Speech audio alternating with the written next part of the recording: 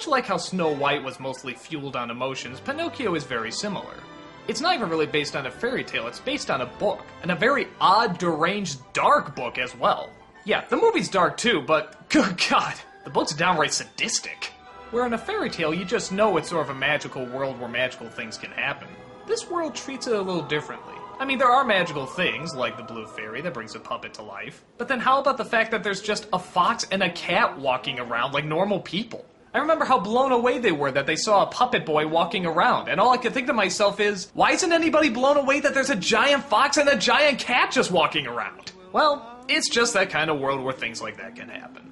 If there's anything Disney is good at, it's having us go along with things that don't make sense. And this movie does it pretty well. Geppetto makes a puppet boy, wishes one night that he were real, and the blue fairy comes and makes it happen. It's ironic because probably the film should be centered around Geppetto. He's the one that has a past. He's the one that actually has some character. Pinocchio is just sort of born with his personality. So the fact that he has to learn lessons and be given a conscience is kind of strange because the blue fairy just sort of made him up, didn't she? If you want him to learn lessons, why didn't you just have it where the lessons were already learned? But again, I'm totally overanalyzing this. Pinocchio comes across a bunch of strange adventures and learns a bunch of lessons along the way. And the visuals they use to have him learn these lessons sticks with us even today. The nose growing longer when you're lying, turning into a donkey when you've been bad. You don't forget strangeness like this that often. Pinocchio is a pretty likable character, and I like the fact that they do make him, for lack of a better term, a real boy. He isn't just pitch perfect, he is gullible. He does want to do bad things sometimes. It doesn't mean he's a rotten kid, it just means he's a kid.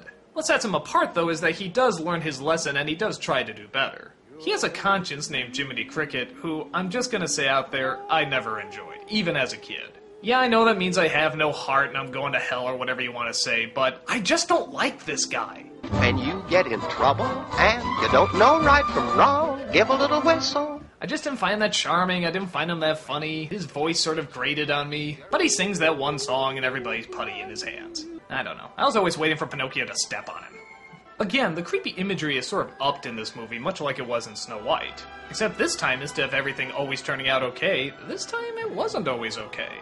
A bunch of misbehaving boys are brought to an amusement park and then turned into donkeys where they're going to be used in mining shafts. And that's it! You never see them again! The guy running the place is never defeated, the boys can't talk anymore. God knows what they're doing with the ones who can. It's pretty friggin' grim as kids' films go. The rest, however, does come back to the typical Disney formula. After a relatively exciting climax, Pinocchio gets smashed into a bunch of rocks and loses his life. Again, he can spin his head around, but some rocks kills him. I don't know. But the blue fairy comes back and sees his sacrifice and brings him back. Everybody in the audience is filled with joy, and of course Jiminy Cricket sings that song that nowadays is almost causing some controversy. Okay, not major controversy, but people have been debating whether or not this is a good message. This is the song that Disney used all the time. It's practically their biggest trademark. But some people think that it just promotes laziness, or a lying belief that everything will be okay if you just believe hard enough. Well, you could make that argument. I have yet to see a kid that totally fell for this. Or even more depressing, an adult.